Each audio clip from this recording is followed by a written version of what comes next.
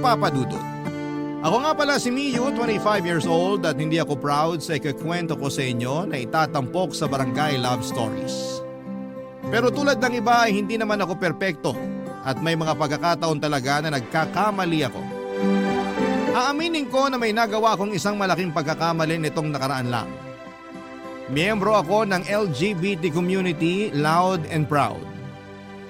Matagal kong itinago yon, lalo't hindi handa ang pamilya kong tanggapin ang kasarian ko.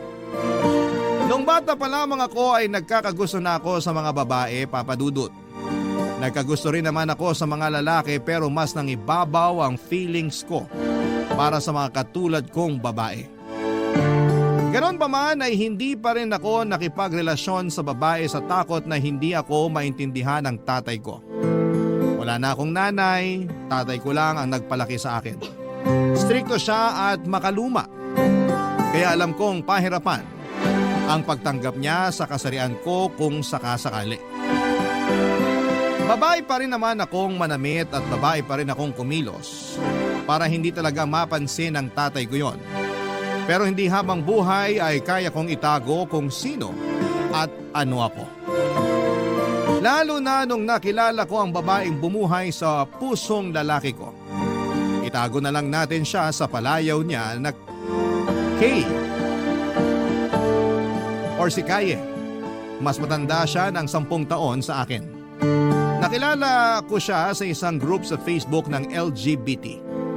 Unang beses pa lamang na nakapag-usap kami ay nakaramdam ako kaagad ng willing na akong makipagrelasyon sa kapwa ko babae. Unang-una syempre nilihim namin ang relasyon namin dahil sa tatay ko. Naiintindihan naman yon ng kapareha ko noong simula. Pero nang tumagal ay nagdemanda siya na iladlad na namin ang relasyon namin sa lahat, lalo na sa tatay ko. Nagdalawang isip ako dahil doon ay nilayuan niya ako at sa paglayo niya ay naramdaman ko lalo na mahal ko na siya at kailangan ko siyang ipaglaban. Kaya kinausap ko ang tatay ko at naglakas loob akong aminin ang katotohanan. At tulad nga ng inaasahan ay hindi niya ako natanggap, Papa Dudut. Nagtalo kami lalo na nung sinabi niyang kasalanan ang pinili kong kasarian. Naggalit ako. Sa unang pagkakataon ay pinagtanggol ko ang kasarian ko. Yun ang naging dahilan para palayasin ako ni tatay sa bahay. Tinanggap ko naman yon, Papa Dudut, at pinuntahan ang karelasyon ko para sabihin sa kanya ang lahat. Tinanggap niya ako, pabalik sa buhay niya at doon na kami nagsamang dalawa, Papa Dudut.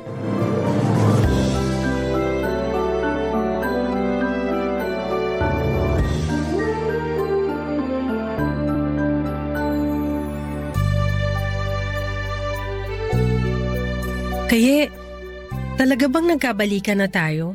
Bakit naman ganyan ka magtanong?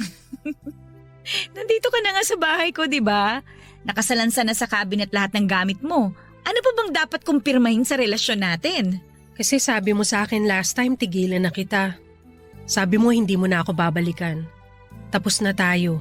Sinabi ko lang yun kasi galit ako na hindi ka nagpapakatotoo sa sarili mo. Pagpasensyahan mo na. Pero ngayon okay na tayo. Wala nang iwanan to. Huwag mo na talaga akong iwan. Wala akong mapupuntahan. Ayoko nang bumalik sa bahay ni tatay. Hindi na kita pababalikin doon. Dito ka na. Bahay mo na rin to. Nakakakilig naman na may ka-live-in na ako. Uy, dalaga na siya. Malikot ako matulog ha. Lagi kitang maitutulak sa kama lalo kapag nananaginip ako. Okay lang. Tutulak na lang din kita para sabay tayo ma-fall. Sabay naman talaga tayong na-fall. Sa isa't isa. Ay, namiss ko yung mga banat mong yan, ha? Mas namiss kita. Kung alam mo lang talaga. Binaliw mo ako sa kakaisip sa'yo nung hiniwalayan mo ko. Ikaw kasi, lagi mo na lang akong dinideny sa ibang tao. Na-hurt lang naman ako, no? Sorry na talaga. Ngayon natuto na ako. Bukod sa natuto, masaya na rin ako kasi sa wakas, magkasama na ulit tayo. Marami akong plano para sa atin, lalo na ngayon na nagsasama na tayo. Anong mga plano yan? Tuwing day off ko, mag-out of town tayo. Kahit yung yung malapit lang para makapasyal naman tayong dalawa.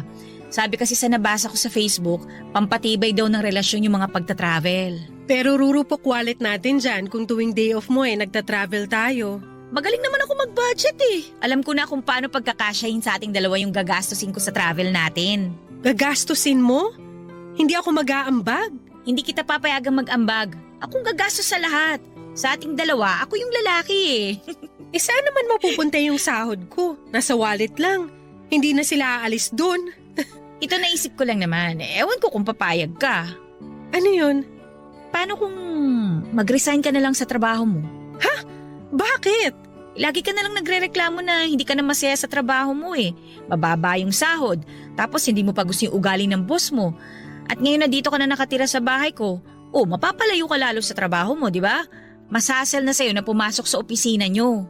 Pero saan naman ako kukuha ng pera ko? Ako na lang ang magbibigay sa'yo. Dito ka na lang sa bahay. Pwede ka magsimula ng maliit na negosyo. Ako ang popondo. Umalis ka na lang doon sa opisina ninyo. Toxic na doon eh. Parang hindi ata praktikal. Ang hirap kasi makahanap ng trabaho ngayon tapos ako, babaliwalain ko lang yung trabahong meron ako ngayon. Hindi na kasi sapat yung nakukuha mo doon. Tapos nai-stress ka pa madalas. Dito ka na lang sa bahay o kaya naman maghanap ka ng work na malapit dito para hindi ka na problema sa pagko-commute. Pero kung ako lang ang tatanungin mo, mas gusto ko na pumirmi ka na lang dito sa bahay. Tapos lagaan mo ako. Kung papayag ka lang naman, basta ako nang bahala sa iyo sa lahat. Hindi mo ako gugutumin? Hindi, no? Ano ba namang tanong yan? Lahat ng pagkain na gusto mo, o-orderin ko. Kahit nasa sulu pa yan. Huwag kang mag-alala, kaya yan ang sahod ko. Lahat ng gusto ko, bibilhin mo? Kahit umorder ka pa sa ibang bansa, wala akong pakialam. Hindi mo na ako iiwan? Hindi, kahit kailan. Papadudot mataas ang posisyon ni Kaye sa trabaho niya. Malaki ang sahod niya at kaya niyang ibigay sa akin ang sahod ko sa pinagtatrabahuhan ko. At pwede pa niyang doblehin yon. At hindi aaray ang bulsa niya kapag ginawa niya yon. Kaya naman pumayag na lamang akong mag-resign, total ay hindi naman ako masaya sa trabaho ko. Mas pabor sa akin ang inalok ni Kaye lalo't hindi naman ako masipag magtrabaho. Mas gusto ko talaga sa bahay. Kaya nung sinabi niyang pwede rin ako magnegosyo ay pumayag ako. Pero hindi pa ako kaagad nakahanap ng gagawin kong negosyo. Masyado po akong nag-e-enjoy na inaasikaso lamang si Kaye at ang bahay naming dalawa. Para talaga akong housewife, masarap pala sa pakiramdam. Dahil nga sa mataas na posisyon ni Kaye sa trabaho, kaya madalas ay late na siyang umuuwi ng bahay. Madalas ay ako lamang mag-isa. Hindi naman ako bored noong umpisa dahil lahat ng kailangan ko ay nasa bahay na. Malaki rin ang TV niya at nakasubscribe sa lahat ng streaming applications si Kaye. Puno rin lagi ang ref kaya naging hobby ko na ang kumain kapag bored. Mabilis din ang internet. Lahat talaga ng kailangan ko ay ando na. Pero isang araw ay nabore ako sa bahay. Kaya naisipan kong lumabas muna at pumunta ng mall. Lalabas na sana ako nang makarinig ako ng katok sa pintuan. Mula yon sa kaidaran kong kapitbahay ni Kaye na si Enzo. Yun ang unang beses na nakilala at nakaharap ko siya. Papadudot.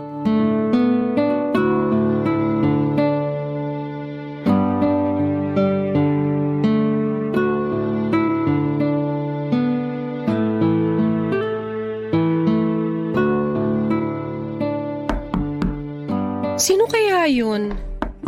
Sandali lang! Ano po yun? Hi, ako nga pala si Enzo, kapitbahay nyo. Mew pala. Anong kailangan mo? Nagbebenta ba kayo ng yelo? Bakit mo naman naisip na nagbebenta kami ng yelo? Alam ko kasi na malaki ref nyo, kaya nagbabaka sakali ako na nagbebenta kayo ng yelo. Wala ba kayong yelo sa ref nyo? Hindi kasi nakagawa eh. Tinambakan kasi ng mga ice cream at isda yung freezer. Pwede naman kitang bigyan na lang. Ice cubes nga lang. Okay na ba yun sa'yo? Okay na rin siguro yun. Pangpalamig lang sa soft drinks namin. Thank you ah. Wala yun. Halika, pasok ka muna. Salamat. Asan pala si Ate Kaye? Nasa work pa. OT na naman daw. Close kayo ni Kaye? Dati, pero nitong mga nakaraan bihira ko na siya makita rito sa compound natin. Mukhang busy na talaga magpayaman. Sino ba namang hindi gustong maging mayaman, di ba? Huwag niyang sobrahan ka mo. Baka hindi kami makahabol ng mga tamad. Same sa tamad. Kapatid mo ba siya? Hindi ah. Kala ko bunso kanyang kapatid eh. Madalas kasi kapag bunso, mas maganda raw sa panganay. Bola. Pero hindi ko siya kamag-anak. Eh ano pala? Girlfriend niya ako. Girlfriend? As in miyembro ka ng #LoveWins? Kaming dalawa. Hindi ko naisip na tibo pala si Kaye. Bakit naman? Kasi ex niya yung kuya ko eh. Kaedad din niya. Seryoso ba? Hindi niya nakwento sa akin yan ha? Matagal sila ni kuya, siguro 4 na taon din. Kaya nga lumipat dito si Kaye para mapalapit kay kuya. Tapos ng ibang bansa si kuya, naiwan dito si Kaye. Tapos, bilisan mo mag-chismis kasi pupunta pa ako sa mall para magpakilay. Engaged pa sila nun. Balak nila sa ibang bansa na lang magpakasal kapag sumunod na ron si Kaye. Hindi niya to nakwento sa akin. Nakipag-break si Kaye kay kuya, biglaan. Umuwi pa ng Pinas si kuya para lang makipag-ayos kay Kaye. Pero ayaw na raw ni Kaye. Grabe, bakit daw sila nag-break? Hindi rin alam ni kuya. Basta na lang daw nakipaghiwalay si Kaye. Ikaw kaya magtanong sa kanya mamaya pag uwi niya. Baka di siya komportabling pag-usapan. At saka baka mapahamak ka pa. Ikaw tong nagmarites sa ex niya. Okay lang, basta ipagtatanggol mo naman ako sa kanya, di ba? Bakit naman kita ipagtatanggol? Kasi cute ako at deserve ko? Ang pilingero mo ah. Eh bakit ka nagbablush? Affected ka ba sa pagiging cute ko? Aminin mo na, nakakatunaw ng ice cubes ang mukha ko. Ang kapal talaga. Hindi matutunaw ang ice cube sa mukha mo. Bakit naman? Sa sobrang tigas ng mukha mo, mababasag na lang ng kusa yung ice cubes kapag hinampas ko sa'yo. Ouch naman. Hindi ba talaga ako cute? Cute naman. Tigas lang talaga ng mukha, parang ice na tigtres. Pag tinitigan kita, matutunaw ka parang tigtres na yelo sa tag-init. Sige nga, sige nga. Wag mo akong subukan, wag talaga.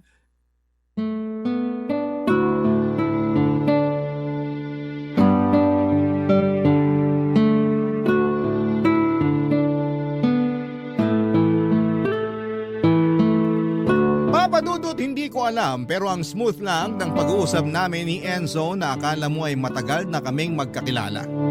Hindi ko yon naramdaman sa kahit na sino. Kahit pa mismo kay Kaye. Nung simula nga namin ni Kaye, ang awkward pa kasi at mas matanda siya ng 10 taon sa akin at hindi ko alam kung paano dadalhin ang usapan. Mabuti na lamang at matalino at mapagpasensya si Kaye. Kaya sa huli naging komportable na rin ako sa kanya. Pero iba yung Enzo, ewan ko ba. Para bang may magic yung unang pag-uusap namin. Naputol nga lang dahil kailangan na niyang kunin yung ice cubes kasi hinahanap na siya sa bahay nila. Kinuha ko na lamang ang Facebook account niya para doon na lamang namin ituloy ang nabitin naming usapan o masasabi kong chismisan. Masaya akong binigay niya sa akin ang lahat ng social media accounts niya. Kasama na rin ang cellphone number niya. Hinal ko kaagad at finalo si Enzo sa lahat ng social media accounts niya. Finalo din niya ako at nakaramdam ako ng kilig at sinikap ko namang itago yon at huwag ipahalata kay Enzo. Ayaw ko namang mag-isip siya ng hindi maganda sa akin, Papa Dudut. Hindi naman kasi siya umaamin ng nararamdaman niya. So bakit kailangan kong aminin sa kanya na crush ko siya? Tuwing wala si Kaye, si Enzo madalas ang nakakausap ko. Hindi na ako nakakapanood ng TV o tumatambay sa ref para maghanap ng pagkain. Hindi ko na rin kailangan lumabas para pumunta ng mall para maaliw. Nasa kabilang bahay lang pala ang susunod na magiging entertainment ko. Yun ay si Enzo. Kapag ako lang sa bahay, pinapupunta ko si Enzo para mas magbanding kaming dalawa, Papa Dudut. Ramdam kong gusto rin niya ako. Pero hindi siya makaabante. Lalo't alam naman niya na taken ako. Nang mga panahong yon, Papa Dudut. Barangay Love Stories. Barangay Love Stories. Hindi nga nagtagal ay umamin na sa akin si Enzo na gusto niya ako, Papa Dudut. Nagalangan daw siya na aminin yon dahil nga sa karelasyon ko si Kaye. Sinabi ko rin sa kanya na gusto ko siya. Kakaibang saya ang naramdaman ko noong sa wakas ay inamin ko na ang totoong nararamdaman ko para sa kanya. Lalo na nung nalaman kong parehas lamang kami ng nararamdaman. Mas lalo tuloy akong na-fall sa kanya, Papa Dudut. Lagi na lang kaming magkausap na dalawa kahit na kasama ko pa si Kaye.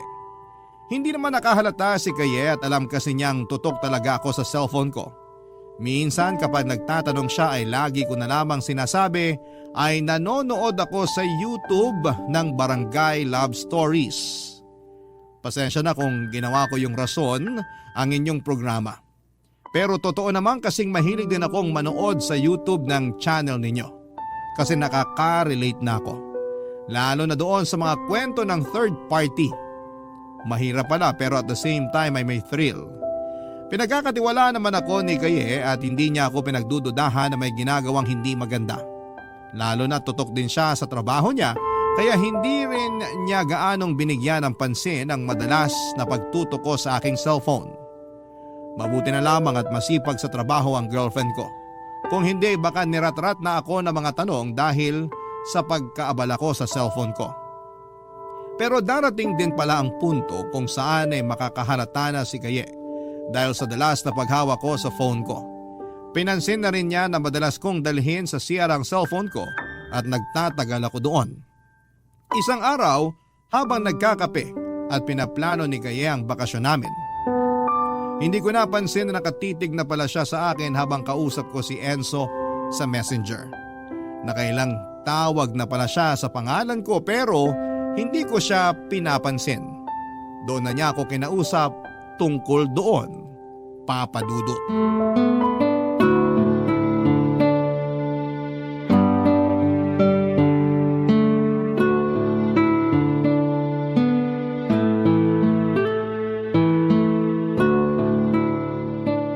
Miu? Miu! Pwede na siguro yan. Anong pwede na siguro yan? Di ba tinatanong mo ko kung sa Siargao na lang tayo magbabakasyon sa long weekend? Tapos na yung usapan natin tungkol doon. Okay. Okay naman na pala. Pwede kaya bitawan mo muna yung cellphone mo? Bakit? Kasi nag-uusap tayo eh. Gaano ba ka-importante yung tinitingnan mo dyan sa cellphone mo? Hindi naman importante. Nag-check lang ako ng pwedeng isuot pag nag-Siargao na tayo. Hindi ka talaga nakinig mula simula, no? Nakinig ako. Kung nakinig ka, sana alam mong hindi tayo matutuloy sa Siargao. Kasi wala tayong mabook na flight. Saan na pala tayo pupunta ngayon? Ayos ka lang ba? Alam mo, napipikon na ako sa'yo eh. Ikaw naman? Maliit na bagay pinapalaki mo. Hindi maliit na bagay sa akin to ha. Lagi ka nalang ganyan. Hindi ka na masyadong nakikipag-usap sa akin. Mas gusto mo pang kaharap lagi ang cellphone mo. Ilang oras na nga lang tayo magkasama sa isang araw tapos inuubos mo pa dyan sa walang katuturan na yan? Bakit ba ang sungit mo? May dalaw ka ba? Delayed nga ako eh dahil stress ako sa'yo. O sige na po. Sorry na. Ibababa ko na tong cellphone ko para makausap ka na. O ayan na. Gusto ko malaman kung bakit ganyan ka ka-attach dyan sa cellphone mo. May dapat ba akong malaman? Wala. Alam kong meron. Hindi ka naman kasi ganyan noon eh. Dati nga tuwing umuwi ako, halos makalimutan mo may cellphone ka pala. Hindi mo hinahawakan ng cellphone mo noon pero ngayon halos idikit mo na sa bagang mo. Grabe naman yung bagang. Pero sige na lang. Ayoko makipagtalo sa'yo. Hindi mo naman kailangan makipagtalo. Gusto ko lang magsabi ka ng totoo. Nagsiselfone ako madalas kasi may nag-offer ng negosyo sa akin. Talaga? Anong negosyo raw? Reseller ng longganisa. Oh, ayos yan ah. Magiging mabenta yan lalo na sa mga eatery na nagsiserve ng silog. Kaya nga eh. Gusto ko nga makipag-meet dun sa kausap ko bukas. Ayos lang ba? Pero paano yung lunch date natin bukas? Bukas lang daw kasi available yung longganisa seller eh. Sige kahit mag-dinner na lang tayo. Unahin mo na yan. Naku, baka hindi ko kayanin ng dinner. Buong araw kasi kami mag-uusap. Komplikado raw kasi ang pagiging reseller ng longganisa. Baka late na ako makauwi bukas. Sa dulo pa naman ng Laguna yun. Samahan na lang kaya kita. Wala naman akong gagawin buong araw bukas eh. Para safe ka na rin. Huwag na, kasi para makapagpahinga ka rin. Alam ko pagod ka lagi sa trabaho, kaya gamitin mo na lang yung day off mo bukas. Para magpahinga dito sa bahay. Pero gusto sana kitang makasama bukas. Uuwi rin naman ako. Hintayin mo na lang ako. Mag-relax ka na lang dito sa bahay. Manood ka ng TV. Tumambay ka sa ref. Ang dami kayang pwedeng gawin dito bukas. Hindi mo mararamdaman na wala ako. Ay, sige na nga. Basta, mag-update ka ha.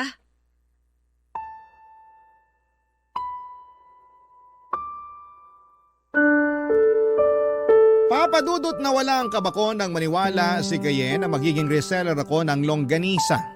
Hindi ko nga alam kung bakit iyon ang unang pumasok sa isipan ko. Natakot na kasi ako sa pagtatanong niya. Mabuti na lamang at hindi na siya masyadong nag-usisa pa. Hinayaan na nga rin niya akong makipag-usap sa inaakala niyang longganisa seller na kikitain ko sa dulo ng Laguna. Natawa ako sa totoo lang. Butit hindi niya napansin yon. Parang tanga yung pupunta ako sa dulo ng Laguna para lamang sa meeting kuno para sa pagiging reseller ko ng longganisa. Pero lumusot kay Kaye ang mga palusot na yon. Nagpunta ako sa sala para doon ipagpatuloy ang usapan namin ni Enzo at para hindi makahalata si Kaye ay pinalitan ko ang name ni Enzo sa Messenger. Ginawa kong longganisa online seller Laguna chapter. Para kung sakali mang sisilip siya sa cellphone ko ay hindi siya magdududa dahil longganisa kaagad ang bubungad sa kanya. Mas lalo lamang tuloy akong naging kampante na ituloy ang namamagitan sa amin ni Enzo kahit na alam kong mali yun. Ang hirap talagang magpigil sa tukso. Kaya niyakap ko na lamang ito ng buong buo, Papa Dudut. Kinabukasan ay maaga akong nagising. Pinagluto pa ako ni Kaye ng longganisa para raw ma-inspire ako sa papasukin kong negosyo. Pagkatapos kong kumain ay nagmadali na akong lumabas ng bahay. Dumiretso ako sa bahay ni na Enzo. Saktong mag-isa na lamang niya sa bahay nila. Kaya malaya kaming nagkasamang dalawa. Nagkulong lamang kaming dalawa sa kwarto niya. Walang kaalam-alam si Kaye na nandun lang pala ako sa kabilang bahay at nakikipag-cuddle sa kabit ko na kapitbahay ng ex niya. Or nakapatid pa ng ex niya. Kung magpapakatotoo ako ay hindi ako noon nakaramdam ng guilt. Siguro dahil mas nangibabaw ang saya na makasama ko si Enzo. Hindi ko nga hinawakan buong araw ang cellphone ko dahil masyado akong nag-enjoy sa piling niya. Nakalimutan ko na tuloy mag-update kay Kaye at ang malalapay naka-silent lamang ang phone ko. Habang nakahiga kami ni Enzo sa kama, kinausap niya ako sa setup naming dalawa, Papa Dudut.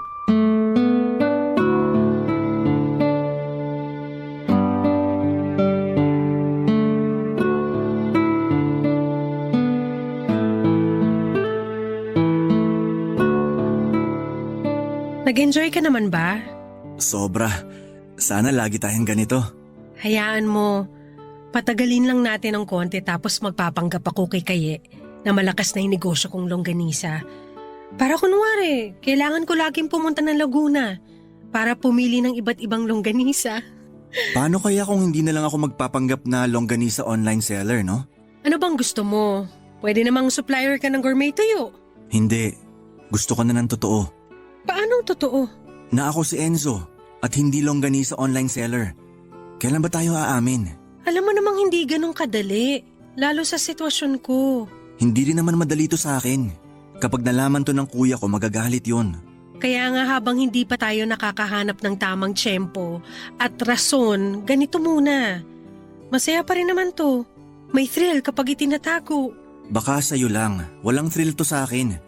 Ako gusto ko nang umamin. Gusto na kitang maka-in a relationship sa Facebook. Gusto ko nang samahan ka sa mall para magpakilay. Ayoko na nagtatago lagi na akala mo mga kriminal tayo. Hindi pa ako handa. Sana maintindihan mo. Lalo kaka-live-in lang namin ni Kaye. Ang sama ko namang tao para iwan siya eh. Kinupkup niya ako nung pinalayas ako ng tatay ko sa bahay. Kukup-kupin kita. Dito ka sa bahay. Bihira namang umuwi mga kasama ko rito eh. Parang solo na rin natin tong bahay. Nagpapatawa ka ba? Kapag umamin tayo kay Kaye, sa tingin mo wise pa rin na tumira rito sa kabilang bahay niya? Ano na lang ang mararamdaman ni Kaye nun? Parang mas may pake ka talaga sa feelings ni Kaye. Paano naman ako? May paki rin naman ako sa'yo, pero sa ngayon tayo kasi yung mali. Kaya nga itama na natin eh. Sabihin na natin yung totoo sa kanya. Paikot-ikot naman tayo. Hindi pa ito yung tamang panahon. Bigyan mo ko ng time. Pag ako napagod maghintay, Ano? Iiwan mo ko? oo. Pag napagod ako maging kabit, Kung mahal mo ko, may intindihan mong sitwasyon ko. Hindi ko naman ginusto na maging ganito tayo. Kapitbahay ka lang dapat na nanghingi ng ice cubes eh. Mali ko ba kung mapupunta tayo sa third party? walang sikretong hindi nabubunyag. Alam ko yun. Kaya habang hindi pa tayo nabubunyag, hayaan mo muna mag-enjoy tayo habang pinaplano kung kailan tayo aamin. Pero aamin tayo kay Kaye kasi nakokonsensya na ako. Oo naman. Sa tamang oras. May isa pa akong tanong. Ano yun? Sinong mas mahal mo sa amin ni Kaye? Wala namang tanungan ng ganyan. Kahit papano may feelings pa rin ako kay Kaye. So siya na ba pinipili mo? Pinipili rin kita. Dapat isa lang. Sa ngayon, kayo munang dalawa.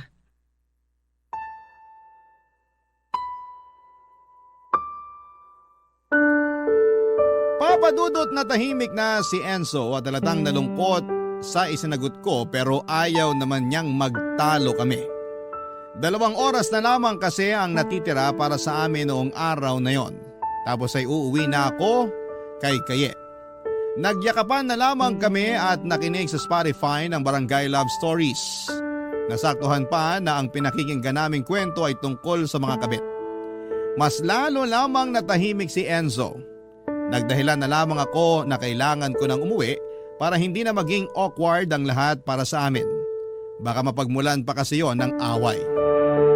Hinayaan naman akong umalis ni Enzo at napaagang alis ko sa bahay nila Enzo.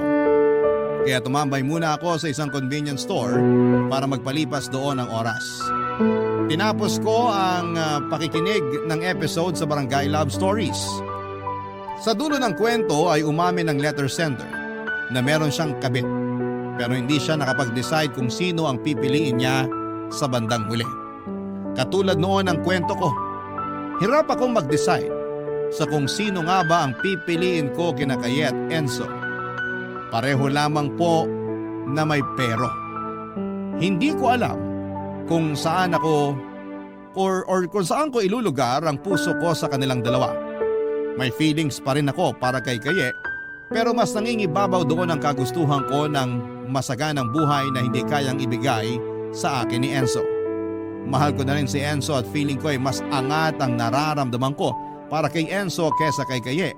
Pero kung magiging practical ako at tatanggapin ko ang nararamdaman ko, hindi ako sigurado kay Enzo. Walang permanenteng pinagkakaitan or pinagkakakitaan itong si Enzo.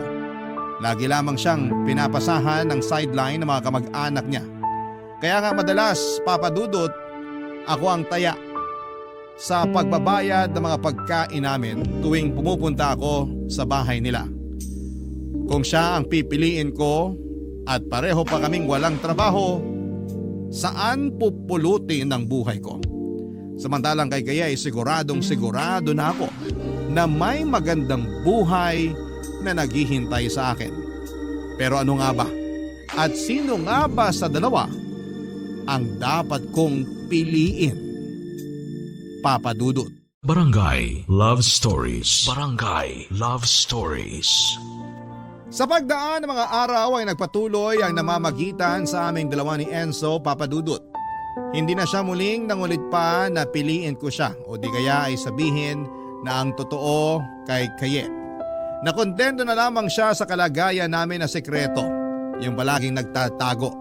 Masaya na siya sa ganon lalo't yun lang ang paraan para masolo niya ako. Napamahal na kasi sa akin si Enzo.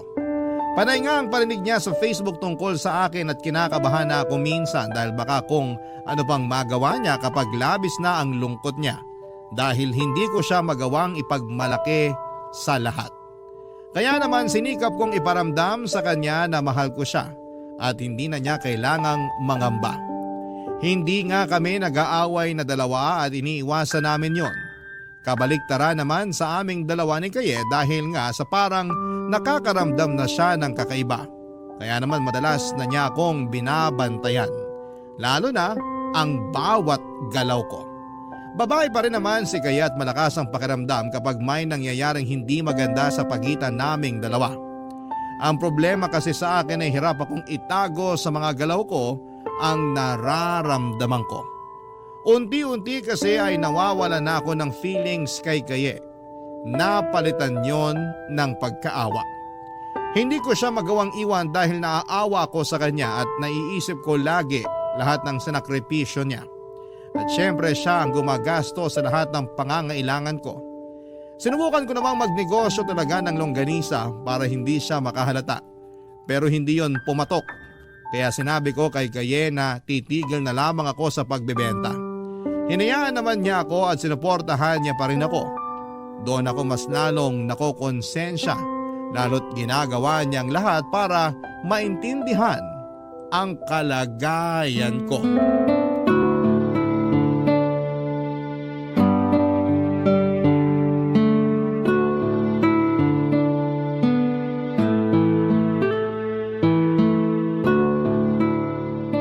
Happy Mansary! Ha? Nakalimutan mo? Ang alin? Nakalimutan mo na nga, hindi ka pa nakinig. Sorry, may iniisip lang kasi ako. Happy Mansary, sabi ko. Mansari natin ngayon? Ay, totoo ngang nakalimot. Sorry talaga Kaye, ang dami ko lang kasi talagang iniisip. Pansin ko nga, kaya siguro nanlalamig ka na rin sa akin. Hindi ah. Anong hindi? Hindi ka na nakikipaglambingan sa akin. Sa kama naman, di umakap ayaw mong gawin. Para ka nandidiri. Hindi totoo yan. Ikaw lang ang nag-iisip niyan. Talaga ba? Ako lang ba talaga? Lagi mo akong tinataboy tuwing kinakalabit kita sa gabi. Nakakasama ka ng loob, alam mo ba yun? Ilang buwan nang walang nangyayari sa atin ah. Yun lang ba ang habol mo sa relasyon natin? Yung mapagbigyan yung bawat kalabit mo sa akin? Hindi lang naman yun eh. Sa tuwing kasama kita rito, kahit na nakatambay lang tayo, parang wala kang ganang kausapin ako. Naalala mo pa ba kung kailan ka huling nag-I love you sa akin? Kasi ako hindi ko na maalala eh. Marami nga lang akong iniisip. Ayoko magduda ha, pero para kasing may tinatago ka sa akin eh. Wala akong tinatago sa'yo, praning ka lang masyado. Sana nga no, sana lang talaga napapraning lang ako. Kasi alam mo pakiramdam ko, hindi mo na ako mahal. Sige, praningin mo pa sarili mo. Nakakapraning naman kasi kung paano mo ako pakisamahan ngayon eh. Ang laki ng pinagbago mo. Wala ka nang lambing sa akin tapos lagi ka pang galit tuwing kinakausap kita. Ewan ko sa'yo. Alam mo kung may problema, kakausapin mo ako para hindi ako nag-iisip ng hindi maganda sa relasyon natin. Ano? Ayaw mo na ba? May nahanap ka na bang iba? Babae rin ba o lalaki na? Huwag mo akong hinisin sa mga pagbibintang mo ha. Hindi kita pinagbibintangan.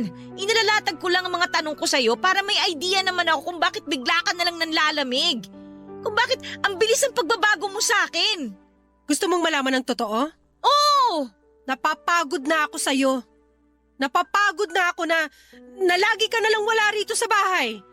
Ako na lang lagi ang naiiwang mag-isa. Puro ka trabaho, puro ka OT. Mas mahalaga sa'yo ang trabaho kaysa sa akin.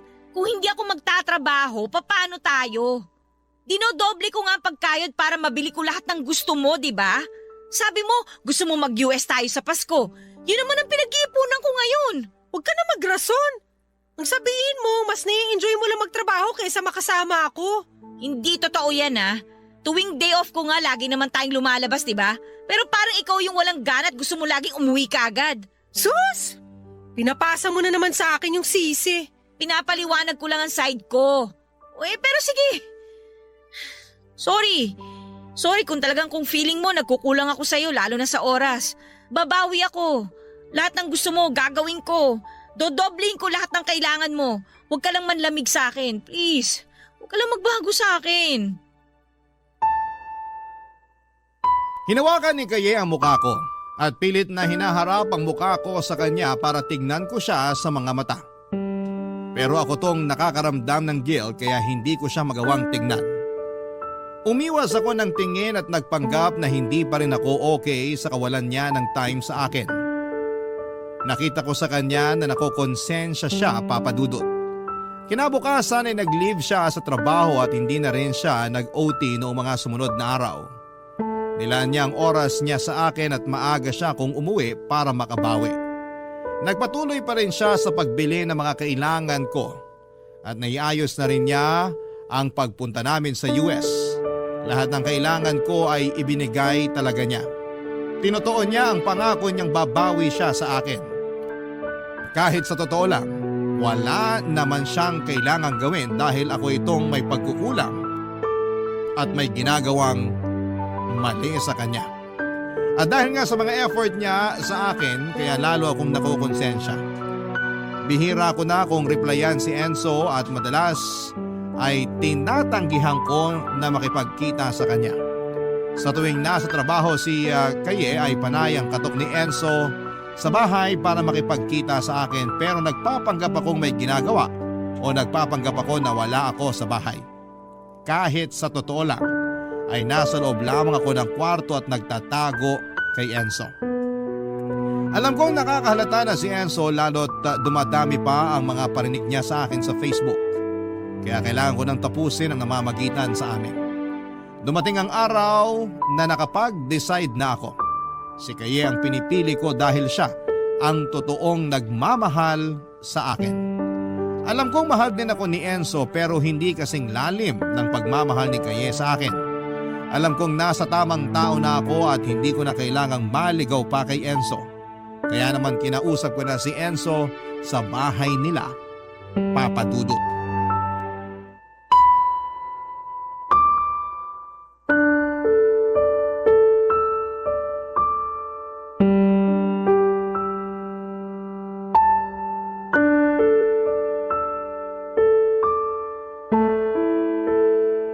Mabuti naman at nakipagkita ka na.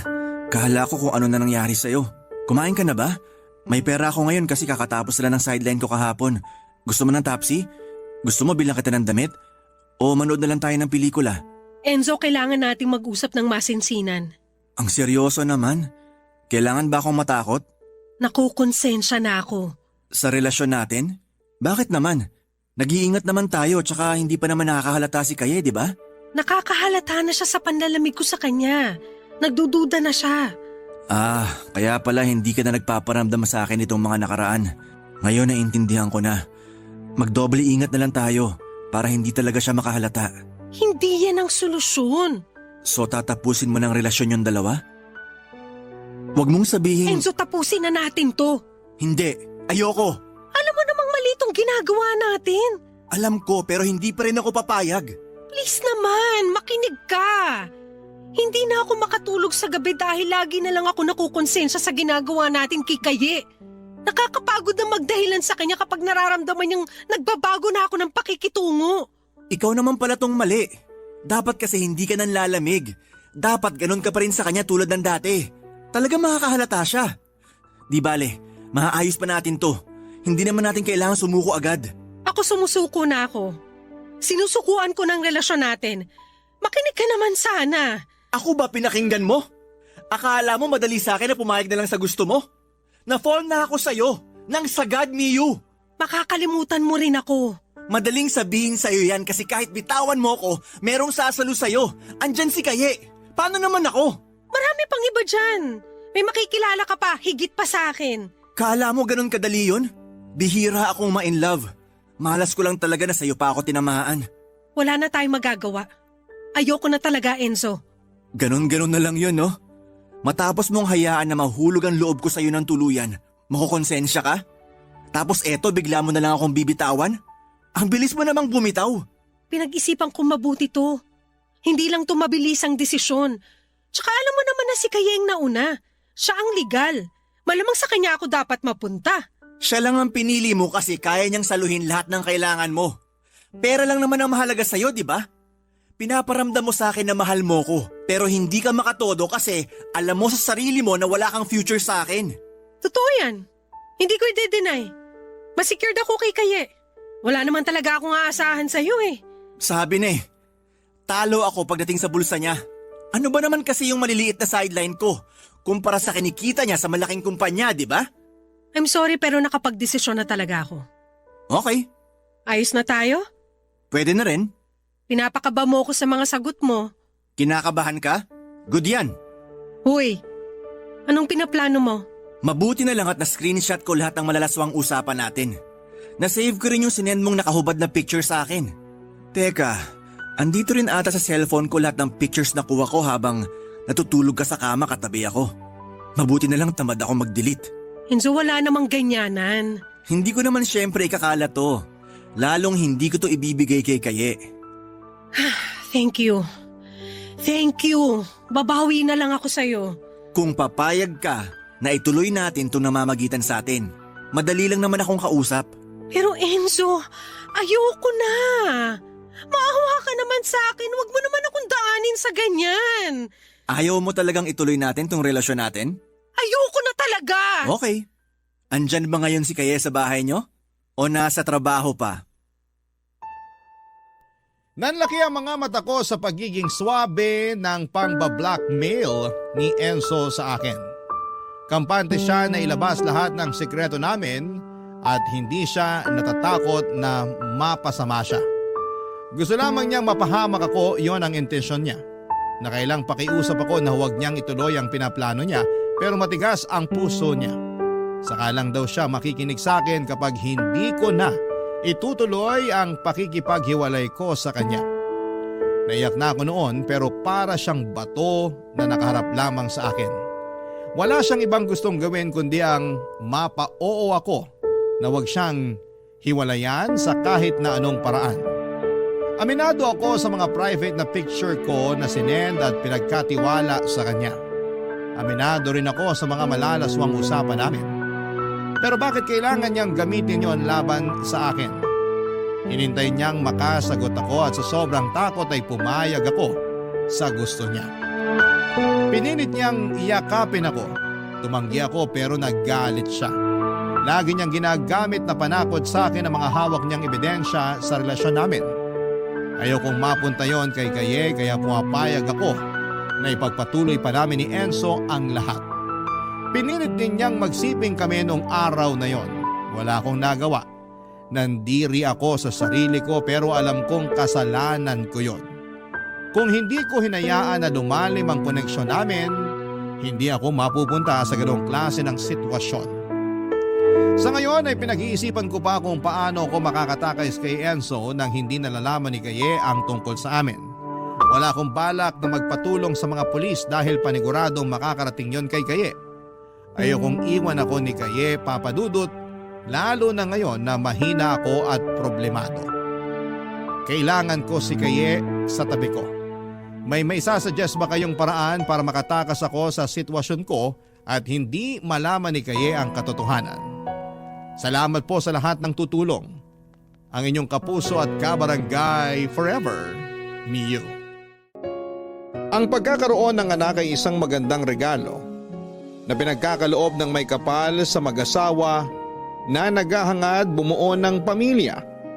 Kaya nga bilang mga magulang, responsibilidad nating alagaan, mahalin at ihanda sa kanilang hinaharap ang mga anak natin. Ang pagiging magulang ay habang buhay na tungkulin at hindi natatapos kahit tumungtong na sa tamang edad ang ating mga anak. Dalawang magulang upang may magkasamang mag-alaga at gumabay hanggang sa paglaki ng isang anak. Ngunit paano kung hindi lang dalawa ang magulang ng isang bata kundi tatlo? Masasabi bang napakaswerte na niya dahil sa pagkakaroon ng higit sa dalawang mga magulang? Yan ang eksaktong karanasan na gustong ibahagi ngayong Sabado ng ating si Clarissa. Gusto mo na bang makarelate sa kanya? Tunghayan natin ang kanyang storya sa mga kwento ng pag-ibig, buhay at pag-asa sa nangungunang Barangay Love Stories. Dear Papa Dudut, isang mapagpalang araw sa inyo at sa mga kabarangay natin. Ako nga pala si Clarissa, 31 years old at avid listener ng Barangay Love Stories. Taga Pampanga ang napangasawa ko at dito na rin ako sa probinsya nagtatrabaho bilang high school teacher sa isang pampublikong paaralan. Meron na kaming isang anak ng asawa ko. Ang mister ko ang nag-encourage sa akin na magpadala ng kwento ng buhay ko. Lalo na at pareho naming gustong-gusto ang inyong programa. Umaasa ako na sana'y mapili po ninyong i-ere sa radyo at kapulutan na rin ng aral at ng mga kabarangay natin. Magsisimula ang lahat taong 2011, kung saan ay 18 years old lamang ako at magkokolehiyo. Tubong Pagsanghan, Laguna talaga ako at doon na lumaki kasama ang aking mga magulang. Mekaniko ang tatay ko at mananahin naman si nanay. Solong anak lamang nila ako. Masaya naman ang aming pamilya, lumaki akong close sa mga magulang ko. At minsan kong nasabi sa sarili ko na napakaswerte ko dahil sila ang aking nanay at tatay. Pero noong taong yon ay merong nangyari sa pinakamamahal at iniingatan kong pamilya.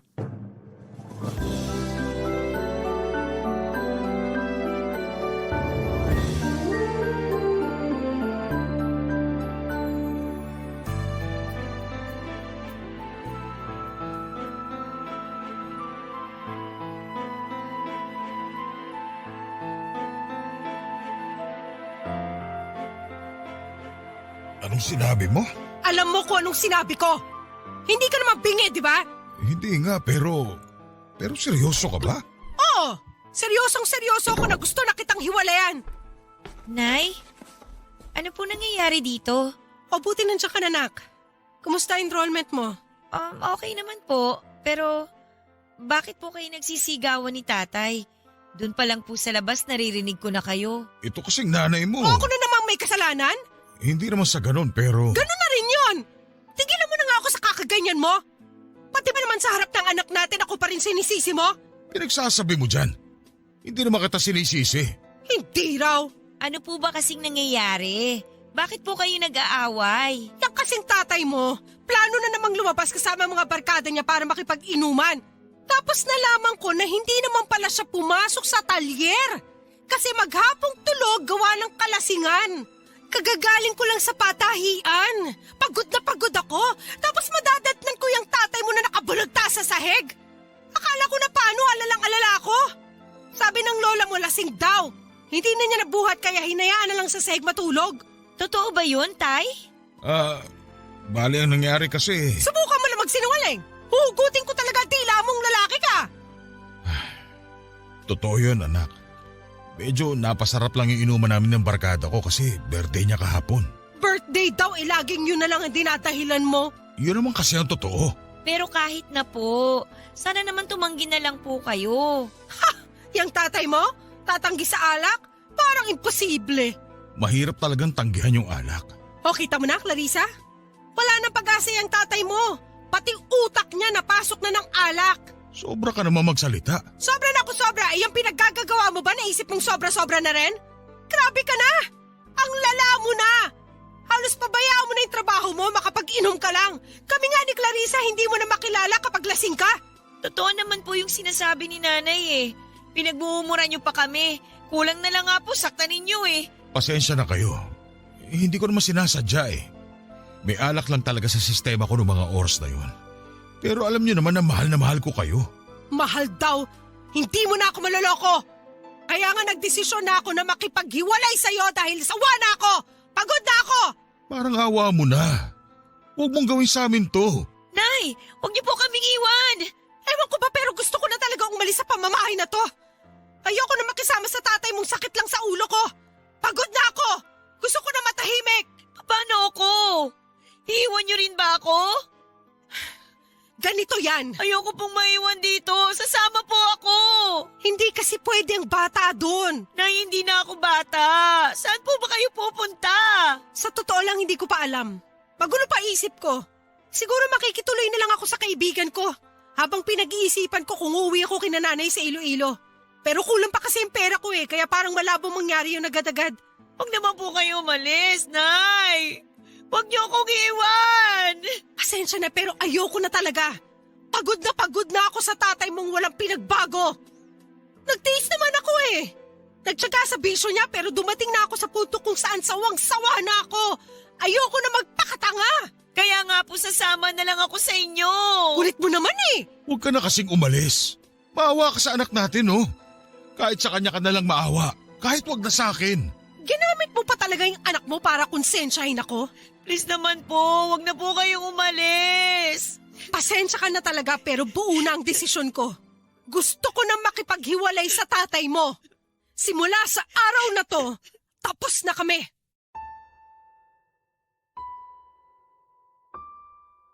Papadudot walang sariling anak ang mga magulang ko kaya inampon nila ako noong sanggol pa lamang.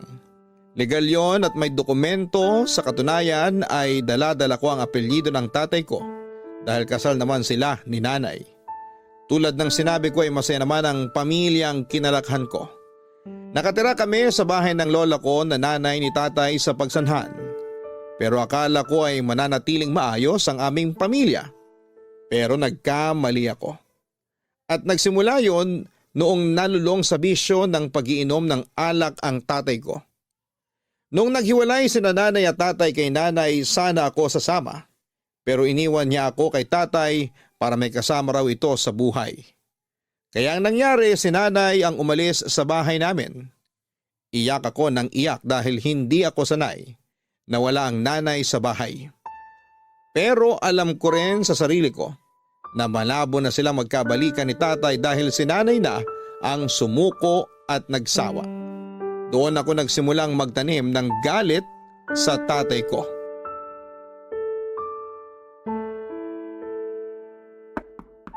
Nak, ako to.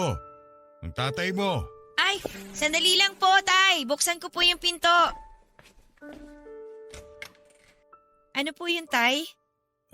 Busy ka ba? Hindi na po. Katatapos ko lang pong gumawa ng mga assignment namin. Grabe, kapapasukan lang. May assignment na kagad kayo? Opo, nagulat nga po ako pero sige lang. Medyo mahigpit din po kasi yung prof namin. Usap-usapan nga po sa school nang babagsak daw po siya kapag kulang yung estudyante ng mga assignment at saka activity na pinapagawa niya. Hirap talaga ng kolehiyo. Hindi ko yan naranasan kasi hindi naman ako nakatungtong dyan. Opo, mahirap nga po pero nagsisikap naman po ako.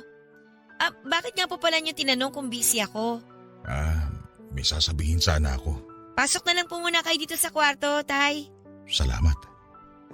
Dito na ako sa kama mo uupo ha. Sige po. Ano po ba yung sasabihin niyo? Ang totoo, nahihiya ako sa iyo anak. Bakit naman po? Kasi kasalanan ko kaya nasira ang pamilya natin. Kung hindi dahil sa akin nandito pa sana ang nanay mo. Walang ibang dapat sisihin dito, kundi ako. Matanong nga kita, galit ka ba sa akin? Ay. Opo, Tay. Hindi naman kita masisisi. Galit din ako sa sarili ko. Huli na nung naisip kong malaking kasalanan yung nagawa ko sa pamilya natin. Pero ano po ba kasing nangyari? Bakit ba kayo nagiinom ng alak? Naimpluwensyahan lang naman ako ng barkada ko. Kilala niyo naman akong hindi umiinom ng alak, hindi ba? Opo.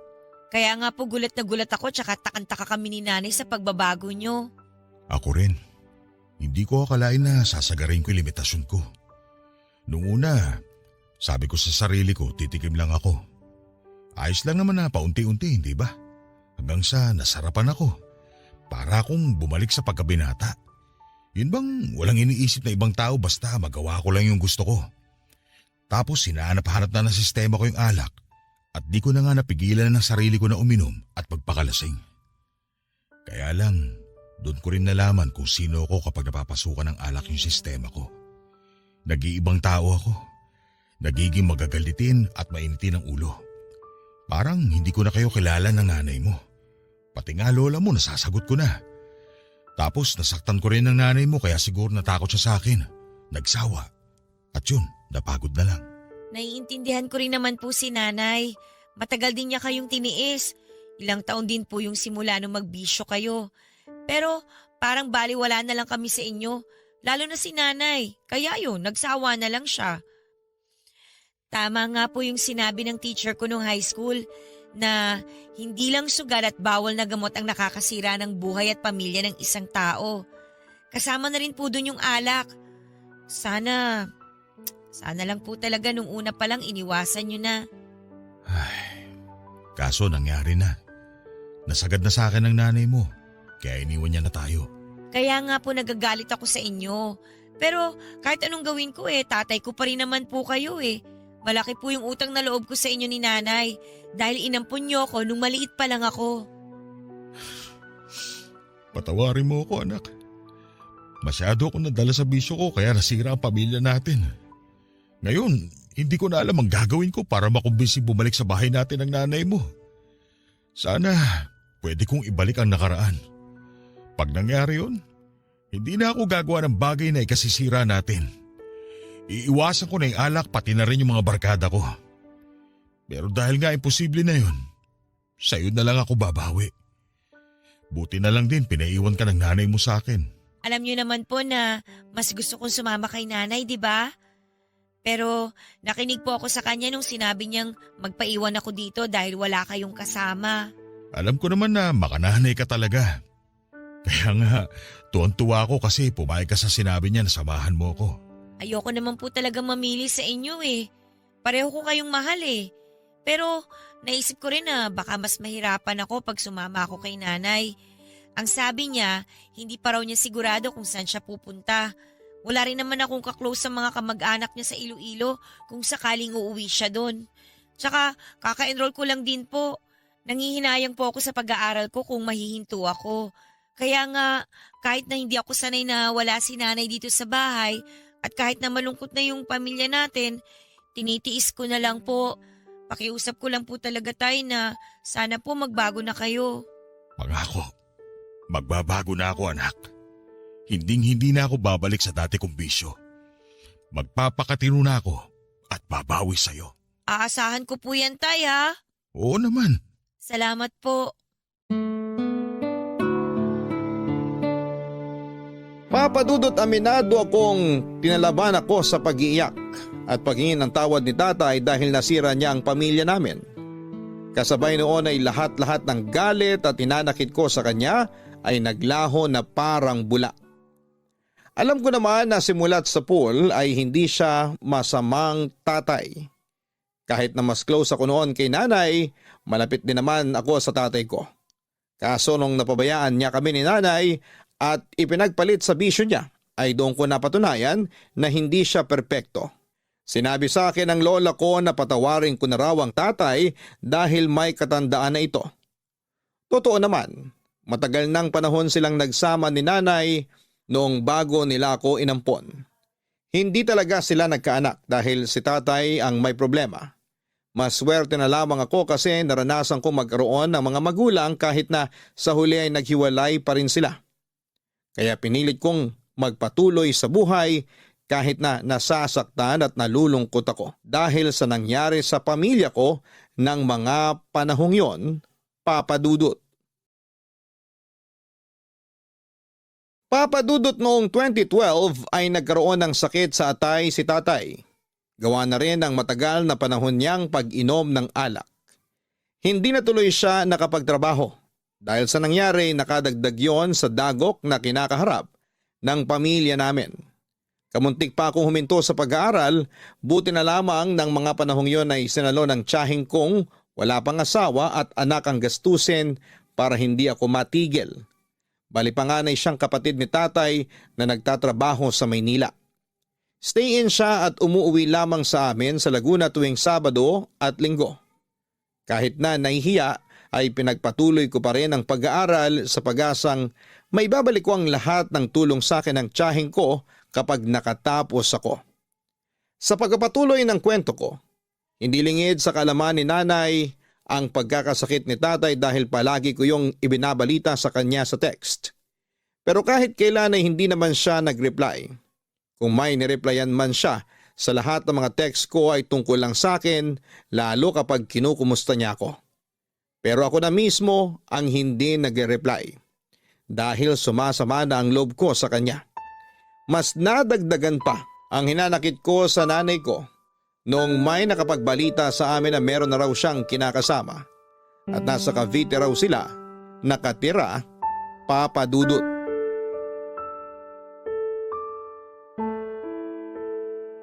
Tay! Gumising po kayo!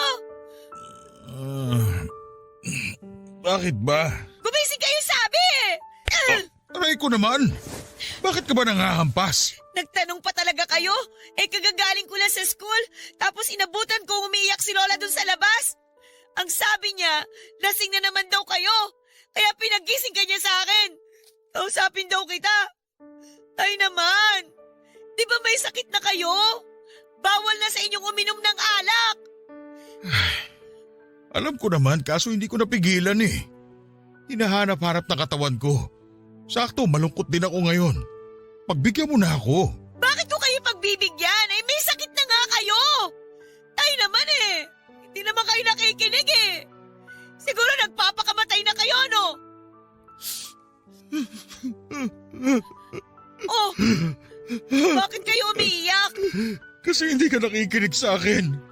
Nagagalit ka na lang kaagad dyan. Tapos sinisigawan mo pa ako. Tama ba yun? Sinisigawan na lang pala ng mga anak kayo ng tatay nila? Nag-aalala lang po ko sa inyo kaya tumataas yung boses ko. Tsaka paano namang hindi ako nakikinig sa inyo? Sabi ko malungkot ako kaya ako uminom. Hindi mo man lang tinanong kung bakit ako malungkot. Nagalit ka na kagad sa akin. O sige, sabihin ninyo. Bakit po ba kayo malungkot? Kasi pinagpalit na ako ng nanay mo sa iba. Meron na siyang bagong kinakasama. Sino hindi malulungkot doon?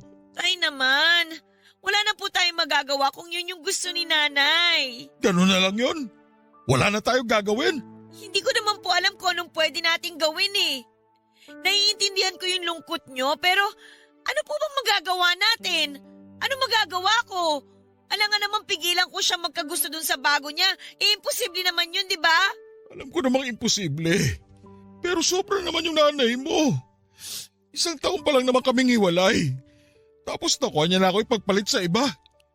Siguro, matagal na siyang may iba. Inintay niya lang na maghiwalay kami. Hindi ko na rin po alam kung ano po yung totoo. Kung makapagsalita ka parang mas kinakampihan mo pa yung nanay mo ha. Tay, hindi ko kinakampihan si nanay. Sa totoo lang, hindi ako masaya na meron siyang iba kasi ibig sabihin lang nun hindi na talaga niya kayo mahal. Umasa pa naman ako na magkakaayos kayo kahit na alam kong imposible nang mangyari yun. Di wala na nga siyang pakialam nung binalita ako sa kanya na nagkasakit kayo eh. Di mas lalo na ngayon kasi meron na siyang iba. Yun na nga eh. Kaya nga gusto ko nalang magpakalunod sa alak para… Tay! Pwede ba tumigil na kayo? Bakit ka ba naninigaw? Kasi hindi kayo nakakaintindi. Anong hindi ko naiintindihan? Sige, paintindi mo sa akin. Ipapaalala ko lang sa inyo to, Tay ha. Nangako kayo sa akin na hindi na kayo babalik sa dati niyong bisyo. Ang sabi niyo pa nga, gusto niyong bumawi sa akin. Naiintindihan ko naman na hindi na kayo makakabawi sa akin kasi nga nagkasakit na kayo. Alam niyo pag nasa school ako, lagi ko kayong iniisip. Hindi na nga ako makapag-concentrate sa lesson namin kasi gusto ko nang umuwi para makita kayo eh. Natatakot ako na baka isang araw mawala na lang kayo sa akin. Pero parang kayo naman yung walang pakialam. Pasensya ka na. Hindi ko alam na ganyan na pala pinagdadaanan mo. Akala ko ako lang yung nahihirapan. Pati na rin pala ikaw. Hindi lang naman po ako. Pati sina Lola tsaka si Tia. Pero hindi naman kami nagre-reklamo eh. Dahil mahal namin kayo. Wala kaming ibang gusto kundi gumaling kayo. Kaya dapat alagaan nyo naman mabuti yung sarili nyo. Kaya lang hindi naman ganun yung nangyayari eh. Laging sinasabi sa akin ni Lola na ang hirap yung painumin ng gamot. Tapos kumakain pa kayo ng mga pagkain na bawal sa inyo. Ngayon naman, malalaman ko uminom kayo ng alak. Ano na lang ang mangyayari sa inyo niyan, Tay? Hindi ko na kasi talaga alam yung gagawin ko. Nawawala na ako ng pag-asa na gagaling pa ako sa pesteng sakit na to. Tapos, dinagdagan pa ng nanay mo yung sama ng loob ko. Hayaan niyo na po si nanay. Hindi niya na tayo mahal eh. Pinagpalit na nga niya tayo sa iba, di ba?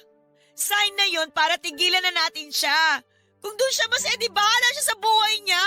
Hindi ko yata kaya yung sinabi mo. Hindi naman yun ganun kadali. Kaya nyo, pero ayaw nyo lang gawin.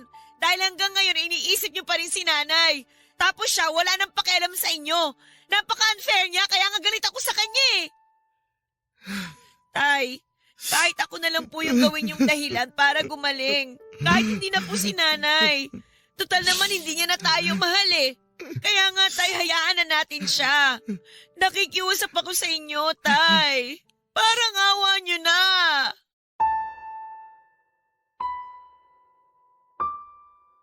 Papadudot awang-awa ko sa tatay ko dahil sobrang lungkot niya nang malaman naming may bago nang kinakasama si nanay. Pero hindi ko nagustuhan ang paraan niya ng pagiging malungkot dahil parang pinapatay na niya ang kanyang sarili. Hindi ko na rin tuloy napigilang masabi sa kanya ang mga hinanakit at sama ng loob ko na matagal ko nang kinikimkim para lang unahing mapatawad siya. Alam ko sa puso ko na mahal ko ang tatay pero hinding-hindi mabubura noon ang mga pagkukulang niya sa pamilya namin. At nang dahil nga sa pagkakasakit niya ay lalong nadagdagan ang aming mga isipin. Pati na rin ang mga gastusin. Sa totoo lang ay napakahirap mag-focus sa pag-aaral kasi lagi akong nag-aalala sa kalagayan niya. Natatakot ako na baka isang araw ay mawala siya sa akin. Wala na nga si nanay, pati ba naman si tatay ay kukunin pa. Ayokong mangyari yon kaya naggalit ako ng husto sa ginawa ng tatay ko na pag-inom ng alak sa kabila ng malubhan niyang sakit. Makaraan ng 4 na buwan ay nangyari ang kinakatakutan ko. Lalong lumubha ang sakit ni tatay hanggang sa tuluyan na siyang bumitaw at namaalam na sa amin.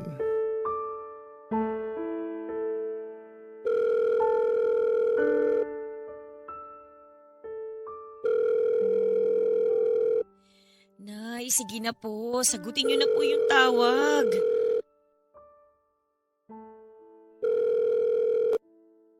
Hello? Hello po? Oh, Clarissa.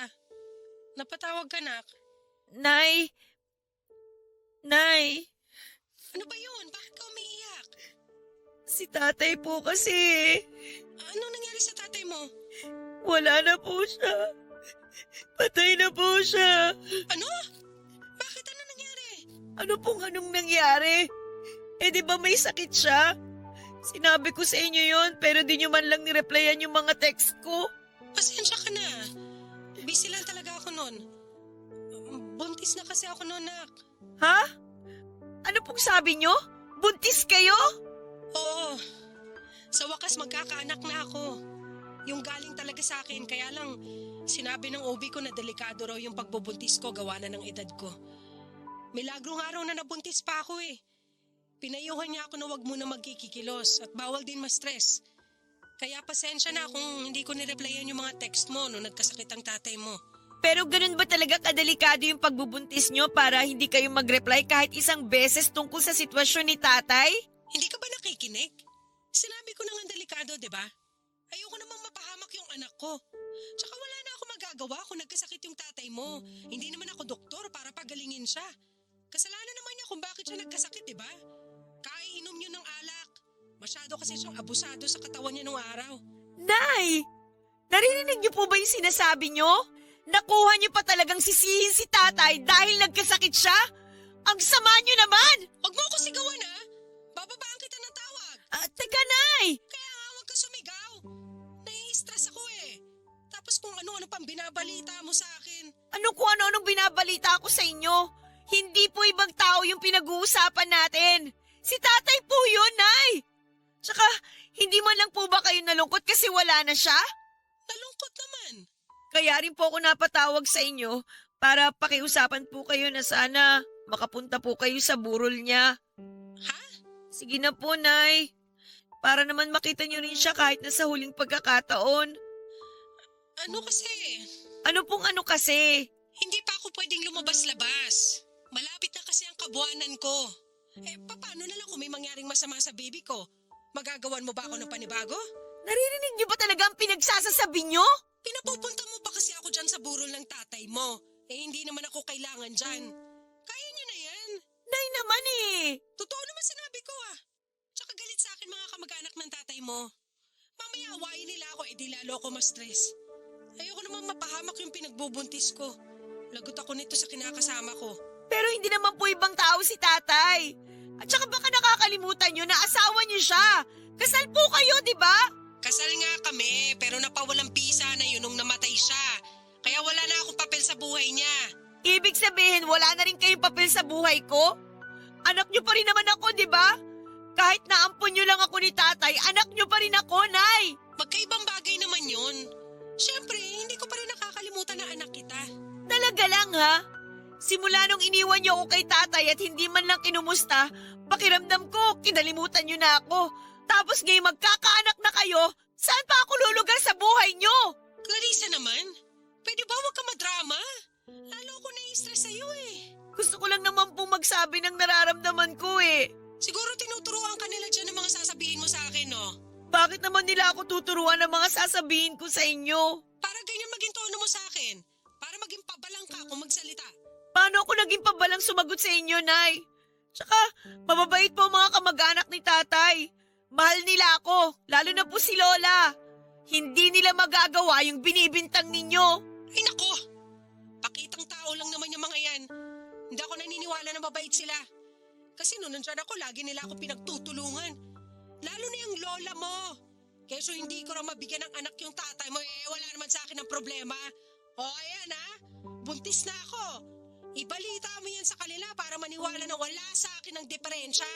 Hindi po ba talaga kayo pupunta sa burol ni Tatay? Hindi pa nga ako pwede lumabas-labas, ang kulit mo naman eh. Ano bang mahirap intindihin sa sinabi ko? Akala ko ba nag-aaral ka? Bakit parang hindi ka makaintindi? Mabuti pa ibababa ko na to. Inaantok na rin naman ako, gusto ko na matulog. Nay, teka, sandali lang naman po. Kinakausap ko pa po kayo eh. Kung pipilitin mo lang ako na pumunta dyan, wala na tayong dapat pag-usapan. Sana naman maintindihan mo ko. Tapos na kami ng tatay mo. Matagal na kaming hiwalay.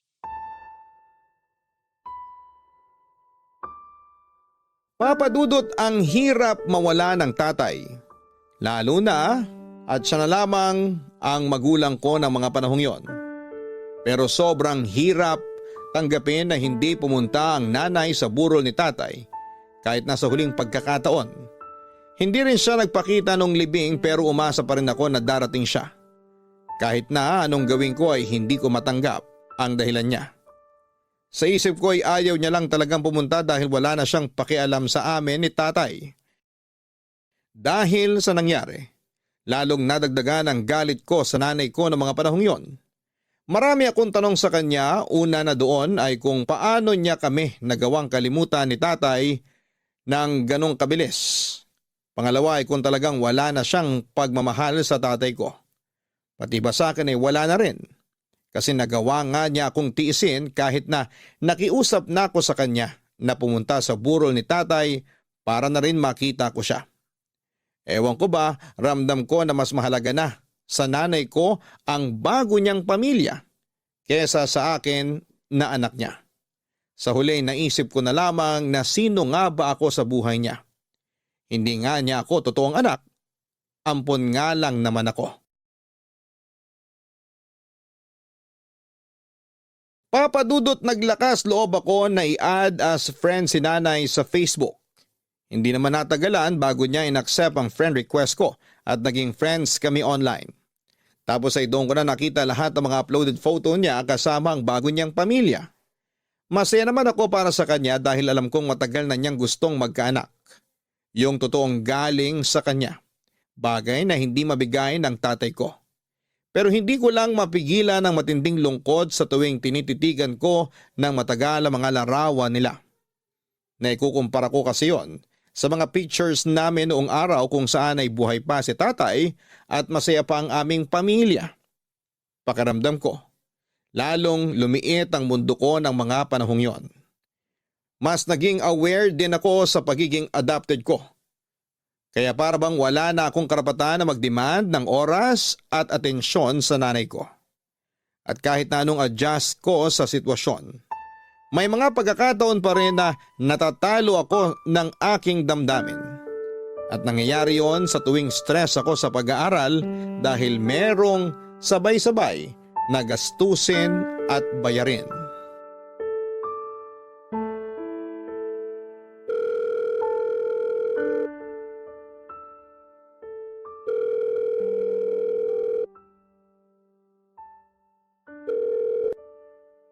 Ano ba, Clarissa? Gabing-gabi na tumatawag ka pa. Sorry po, Nay. Pero kailangan ko lang po kasi talaga ng tulong nyo. Mukha ba ako superhero? Importante lang po talaga. Kung kaya ko naman, hindi ko na po kayo iistorbohin eh. Yan tayo eh. Naaalala mo lang ako kapag may kailangan ka sa akin. Ano pong naaalala lang pag may kailangan? Baka po nakakalimutan nyo na eh. Kayo yung hindi nagre-reply sa mga text at chat ko. Tapos idadahilan nyo busy kayo sa anak nyo. Totoo naman na busy ako sa anak ko. Ikaw kaya mag-alaga ng baby, tignan natin kung hindi ka mabisi. Ngayon na nga lang pahinga ko kasi napatulog ko na siya tapos iistorbohin mo naman ako. Importante nga lang po. Ano ba kasi yon? Kanina pa tayo nag-uusap pero hindi mo naman sinasabi yung kailangan mo. Ano po kasi? Ano nga? Pag di ka pa nagsalita, ibababa ko na tutawag mo. Teka Nay, magsasalita na po ako. Dali na! Nahiya po kasi ako pero wala na rin naman po akong malalapitan eh. Kayo na lang po yung naiisip ko. May project po kami sa school pero kulang na kulang po yung allowance na binibigay sa akin ni Tia. Kasama na po kasi dun yung pamasahe tsaka pagkain ko kaya kapag may kailangan bayaran sa school na medyo malaki, kukulangin po talaga. Nahiya naman po kung lumapit pa sa kanya para humingi ng extra na pera dahil malaki-laki na rin po yung gastusin niya sa pag-aaral ko. Kaya po Nay, sa inyo po sana ako lalapit. Kahit magkano lang po, kailangan ko lang po talaga. Ano ba naman yan? Sige na po, walang-wala lang talaga po ako ngayon. Tipid na tipid po kasi talaga yung baon ko.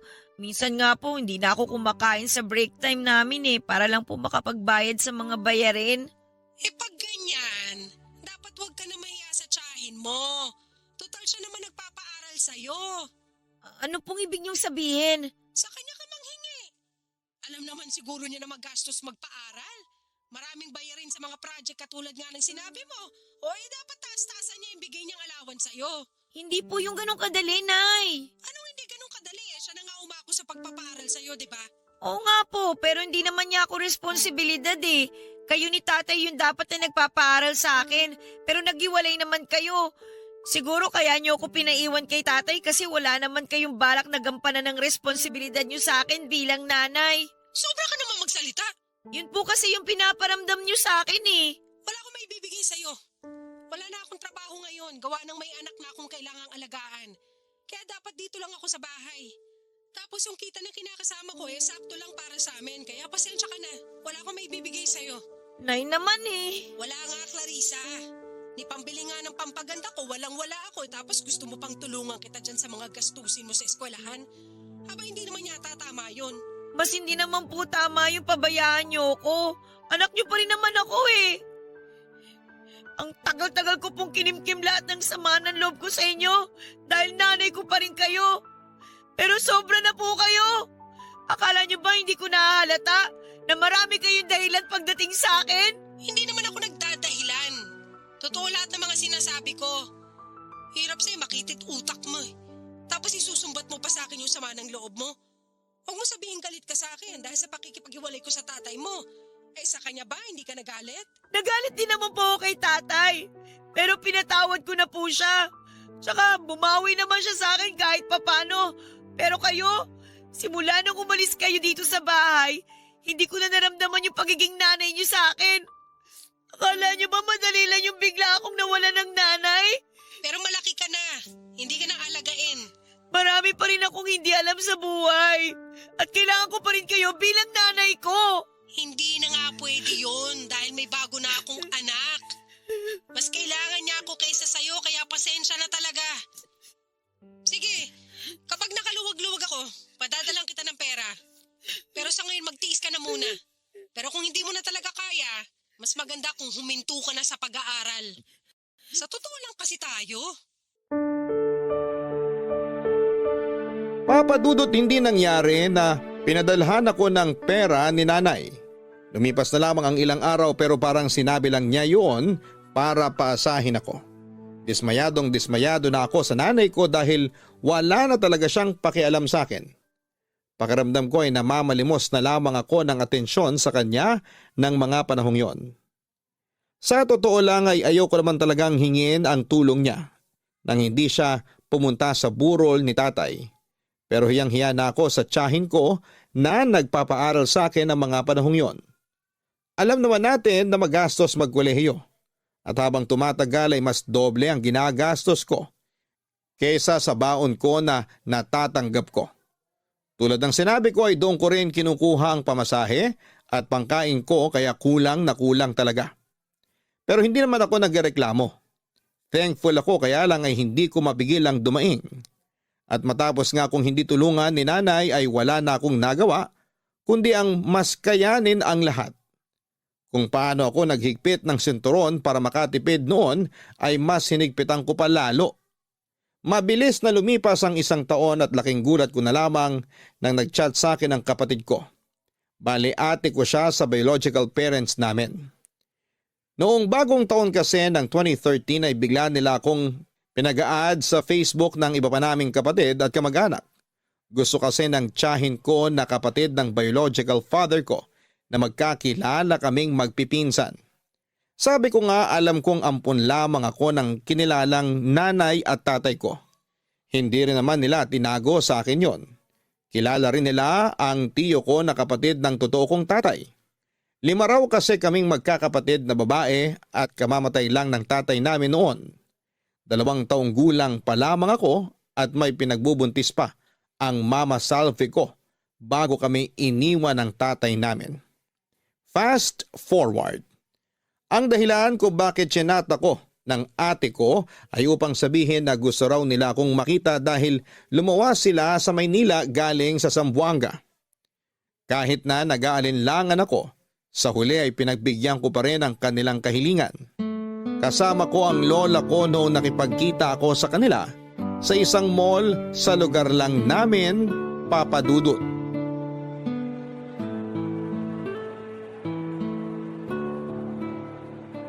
Grabe ang mga pamangkin mo. Akala mo walang mall dun sa Zamboanga. Sa ilang araw namin dito palagi kaming nasa mall. Tapos naghahanap palagi ng palaruan. Ganun naman po talaga ang mga bata. Oo nga Sa bagay, mas malalaki talaga ang mall dito sa Maynila kaya sinusulit na rin nila. Ngayon lang sila nakaluwas Maiba tayo, nak. Buti pumayag kang makipagkita sa amin. Naisip niyo po ba na baka hindi ako pumayag? Oo, kasi baka galit ka sa akin dahil pinaampun kita noon. Pero matagal na yun. Maliit ka pa tapos buntis pa ako sa kapatid niyong bunso. Kamamatay lang din ang papa niyo kaya hirap na hirap ako noon. Halos mabaliw ako kasi hindi ko alam kung paano kayo palalakihing magkakapatid. Kaya po ang naisip yung solusyon ipaampon ako?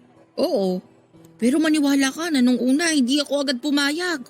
Siyempre, kayo na lang ang meron ako nung mga panahong yun Pero dahil maliit pa kayo at buntis pa ako, alam ko namang hindi ko kakayanin, kaya pumayag na lang din ako. Inabutan nga ako ng pera ng mga magulang mo pero hindi ko tinanggap. Ano yun? Di parang binenta kita. Sinagot na naman na nila yung pagpapaayos ng papeles para maampong ka ng legal. Ano na po palang nangyari sa inyo matapos niyo po akong ipaampon? Ayun, umuwi kami sa Zamboanga. Sa Navotas kasi kayo pinanganak, maliban sa bunso niyong kapatid. Doon tayo nakatira nung nabubuhay pa ang papa ninyo at pangingisda yung trabaho niya. Kaso, nagkasakit siya at maagang kinuha sa atin. Ako naman walang trabaho noon maliban sa pag-aalaga sa inyo. Kaya walang-wala talaga ako nung namatay yung papa niyo. Ultimong panlibing, wala ako. Buti pinagtulungan ng mga kapatid niya na maburol siya at mapalibing ng maayos. Ibig sabihin sa Navotas po nakalibing si Papa? Oo. Plano nga sana naming puntahan ng ate mo bago kami umuwi sa Zamboanga. Gusto mo bang sumama? Hindi po ako sigurado May pasok po kasi ako sa school. Minsan lang naman anak. Saka para makita mo rin yung puntod ng papa mo. Siguradong matutuwa yun. Titingnan ko po pero hindi po ako mangangako Sige. Pero sana makasama ka. Kumusta pala yung mga magulang mo? Yung mga nag-ampun sa'yo? Alam mo, mababait yung mga yun. Tuwang-tuwa sila nung unang beses ka nilang nakita. Tagal na raw kasi nila talagang gustong magkaanak. Kaso hindi binibiyayaan Si tatay po wala na. Anong wala na? Patay na po siya. Hala, kailan pa? Last year lang po dahil nagkasakit po siya sa atay. Kumusta kayo ng nanay mo? Ako po hindi po ako okay pero kinakaya ko pa rin po. Si nanay naman, mukhang okay na naman po siya. Meron na po siyang anak na totoong galing sa kanya at may iba na po siyang kinakasama. Agad-agad? Hiwalay na naman po sila noon ni tatay. Bali nung 2011 pa po. Grabe naman. Bakit hindi ka sumama sa nanay mo? Di ba ganun kadalasan pag naghihiwalay ang mag-aasawa? Sa babae na pupunta yung mga anak? Sa kanya nga po ako dapat sasama. Kaso pinaiwan niya ako kay tatay. Para daw po may kasama siya sa buhay. Matanda na rin po kasi ang tatay ko noon eh. Pero maayos naman ang trato sa'yo ng pamilya ng tatay mo. Maayos naman po. Mababait naman po sila, lalo na po si Lola. Sinong nagpapaaral sa'yo ngayon sa kolehiyo? Si Tia po, bali ate po ni tatay. Maswerte ka pa rin kasi merong nagpapaaral sa'yo. Magsikap ka nang makapagtapos ka, anak. Kasi pag nagkataon, ikaw pa lang ang makapagtatapos sa inyong magkakapatid. Hindi po ba nakagraduate ng college si ate? Hindi eh. Nag-asawa na agad yung ate mo. Saka wala rin naman akong pampaaral sa kanya nun. Kaya nagtrabaho na lang siya para makatulong sa amin. Pagdating kasi namin nun sa Zamboanga, nakituloy kami sa bahay ng lolo at lola mo. Tapos namasukan ako bilang labandera, planchadora, tagalinis ng kubeta, at nagtindera rin ako ng mga gulay sa palengke. Doon ko na nakilala yung kinakasama ko ngayon, at tatay ng pinakabunso kong anak na babae. Ibig sabihin, may iba pa po pala kayong mga anak? Oo, 3 rin ang anak namin nung kinakasama ko. 2 lalaki, saka 1 babae. Ah, anak nyo rin pala yung maliit na batang yun. Kala ko apo nyo na eh. Akala ko pinsan siya ng mga pamangkin ko. Naku, hindi! Magkaedad lang sila, pero magtsahin talaga sila. Marami ring napagkakamalang apo ko siya, pero anak ko talaga. Sa bagay, sino bang mag-aakala na magkakaanak pa ulit ako sa edad kong to? Ganun yata kapag madaling mabuntis eh.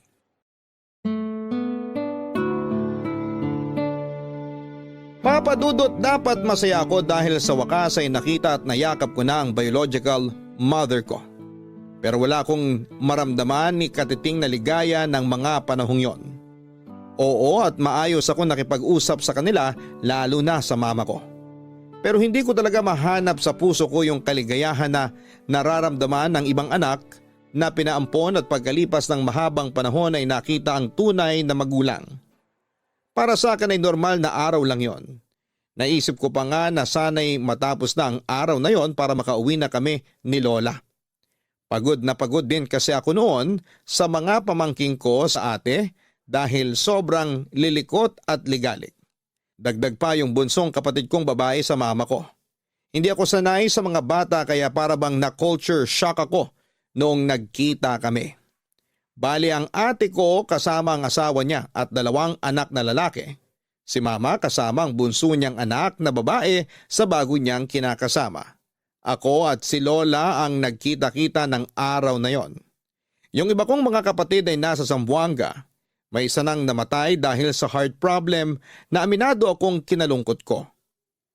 Nang natapos ang araw na yon, tahimik lang ako habang pauwi kami ni Lola sa bahay. Nag-alala pa nga siya dahil akala niya may sakit ako. Pero sinabi ko lang sa kanya na napagod lang ako ng husto. Papadudot ng sumunod na araw ay nakita ko na lamang na naka-upload na sa Facebook ang picture namin ng biological mother ko kasama ang half-sister ko. Ate ko, mga anak niya at mister niya. Marami sa mga kamag-anak namin ang nag-like ng mga picture. Pero meron din akong nabasang comment na masaya raw sila dahil sa wakas ay nagkita-kita na kami. Habang tinitingnan ko ang mga picture namin ay hindi talaga maitatanggi na para kaming pinagbiyak na bunga ng ate ko. Kamukha ko rin ang mama ko pero habang tumatagal ay bigla na lamang akong naluha kaya tinigilan ko na ang pagtingin sa mga pictures. Kaso'y kinahaponan ding yon ay galit na umuwi ang tiyahin ko galing sa trabaho niya sa Maynila. Dali-dali raw talaga siyang umuwi sa amin sa pagsanhan dahil nakita raw niya ang mga uploaded picture namin ng biological mother at mga kapatid ko na nakatag sa akin sa Facebook. Pinagalitan niya rin si Lola dahil pumayag na makipagkita ako sa totoo kong nanay. Katuwiran ni Lola wala naman daw masama doon dahil naging maayos naman ang lahat. Pero ayon ng tiyahin ko na umeeksena sa buhay ko ang mama at mga kapatid ko lalo ngayon na nag-aaral pa ako. Baka raw mawala ako sa focus dahil sa kanila na sa totoo lang ay nangyari ng mga panahong yon, Papadudot. Anak naman, kapatid mo nung dumalaw kami sa puntod ng papa nyo. Akala ko pa naman makakasama ka. Wala naman po akong pinangako na makakasama ako. Ang sabi ko po, titingnan ko. Pero ayun nga po, busy po ako sa school. Kahit na, minsan lang naman tayo pumunta doon ng magkakasama. Ano pong kahit na? Ibig sabihin, gusto niyong umabsent ako para lang sumama sa inyo? Oo hindi ba pwede yun? Di ba pwede namang magpasa ng excuse letter pag a-absent ka? Baka po nakakalimutan niyo na hindi na po ako high school. College na po ako. Nag-aaral ka pa rin naman, pareho lang yun. Ay, hindi po pareho yun. Magkaiba po. Mas mahigpit na po sa college. May mga professor po ako na nambabagsak kapag absent sa klase nila. Kahit isang beses lang po sa buong semester. Kaya po hindi po ako pwede basta-basta na lang umabsent para lang po sumama sa inyo. Sobra ka namang magsalita. Ayaw mo na ba kaming makita? Saan naman po galing yan? Naisip ko lang base sa pananalita mo. Hindi po yan ang ibig kong sabihin. Para sa akin, gano'n na rin yun. Ay, grabe ka, nak. Nakakatampo ka. Bakit naman po kayo magtatampo? Dapat nga po matuwa kayo kasi nag-aaral ako mabuti. Yung pag-aaral mababalikan mo naman sa susunod na araw. Pero yung araw na sana sumama ka sa amin ng mga kapatid mo para madalaw yung puntod ng papa mo, matagal uli bago mangyari. Baka nga hindi agad-agad mangyari kasi uuwi na kami sa Zamboanga sa susunod na linggo. Huwag niyo na po akong konsensyahin. Hindi ko naman po ginusto na maging busy nung araw na yun Hindi raw ginusto. Ang sabihin mo, sinadya mong maging busy para hindi makapunta. Kala mo hindi ko napapansin na tahimik ka lang nung unang beses na nakita tayo? Tapos parang naiinis ka pa na nakasama mo yung mga pamangkin mo. Tama ba yon? Noon lang tayo nagkita tapos ganun pang ugali mo. Ano pong mali doon? Sabi niyo nga noon lang kami nagkita. Noon lang din po tayo nagkita. Dapat po ba nagtatatalon ako sa tuwa? Hindi naman sa ganun. Pero sana nakipaglaro ka man lang sa mga pamangkin mo. Nakipaglaro naman po ako sa kanila. Hindi nga lang po matagal kasi napagod kagad ako. Kasi naman ang kukulit nila Natural, mga bata yun Ano pa bang aasahan mo sa mga bata? Di magliliko talaga. Sorry po pero hindi po talaga ako sanay sa mga bata Sa bagay, lumaki ka nga palang walang kapatid kaya ganyan ang ugali mo. Wala naman po sigurong masama sa ugali ko. Wala naman pero kakaiba lang sa paningin. Hindi lang po siguro ako sanay. Oo, kasi mas sanay ako sa maingay at magulo dahil marami kami at sama-sama ang mga kapatid mo sa bahay. Masaya naman yung ganon. Masaya rin naman po ako kahit na ako lang po mag-isa sa bahay nila Lola. Siguro sanayan lang po talaga. Pero hindi po ibig sabihin nun masama na po yung ugali ko. Hindi ko naman po kayo binastos nung nagkita tayo, di ba? Hindi lang po talaga ako sanay sa ganon. Kala ko kasi kayo lang ni ate yung makikita ko. Pero nagulat na lang po ako kasi ang dami nyo pala. Nangyari na yon, wala na tayong magagawa. Sana lang sa susunod na yayain ka namin na makipagkita. Pumayag ka naman. Huwag mo na kaming pahirapan. Hindi ko naman po kayo pinahihirapan. Sa totoo lang, ako nga po yung pinahihirapan nyo Paano ka naman namin pinahihirapan? Ay, wala po. Huwag yun na pong intindihin yon. Sabihin mo na sa nanay, ano ba yon? Wala po talaga. Huwag yun na rin po akong pilitin na sabihin sa inyo. Ay, nako. Ganyan ba talaga ang ugali mo? Ay, sige na ma. Bababa ko na po to. Matutulog na po ako. Pagod na rin po kasi ako Sandali lang naman. Maaga pa Gabi na po sa akin ng 10 p.m. Tsaka maaga pa po ako bukas sa school. Kaya kailangan ko na po talaga matulog ng maaga. Teka lang, may sinasabi pa ako Good night po. Bye.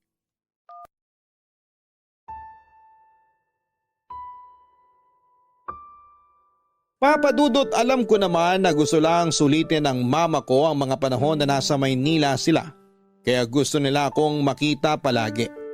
Pero dahil nga busy ako sa school at ayaw ng tiyahing ko na makipagkita ako sa kanila, ako na ang naipit. Masyado pa naman silang demanding kapag gusto nilang makipagkita ako sa kanila. As in, ura-urada. Nambibigla sila kaya wala na akong choice. Halimbawa noon ay sasabihin na lang nila na nandun na sila sa mall na malapit sa amin at kokonsensyahin nila ako na siputin sila dahil sayang naman daw ang pinamasahe nila. Sa totoo lang, lalo akong na-pressure ng mga panahong yon, hindi lang sa pag-aaral kundi sa sarili kong pamilya. Doon ko na-realize na tama ang tiyahing ko dahil ginulo lamang nila ako. Hindi naman ako galit sa kanila pero feeling ko wrong timing ang pagkikita namin ng mga panahong yon. Dagdagan pa ng nanay ko na nagsimulang mag-message sa akin sa Messenger dahil galit daw siya na nakipagkita ako sa biological mother ko samantalang hindi ko man lang siya magawang kumustahin. Guilty ako doon dahil nilimitahan ko na ang pagme-message sa kanya kasi wala rin naman akong napapala. Hindi ko na alam ang gagawin ko ng mga panahong yon. Para na akong masisiraan ng ulo. Sobrang hirap na ang kalooban ko dahil hindi ko alam kung sino ang susundin at uunahin sa kanilang lahat. Dagdagan pa noong pag-aaral ko na napakaraming gastusin at bayarin tapos ay wala pa akong malapitan papadudot.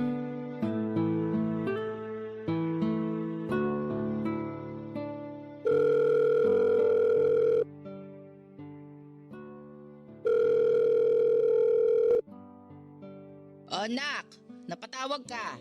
Pasensya na po kayo na istorbo ko kayo. Nako, hindi ka istorbo. Sakto nga kasi katatapos ko lang maglaba.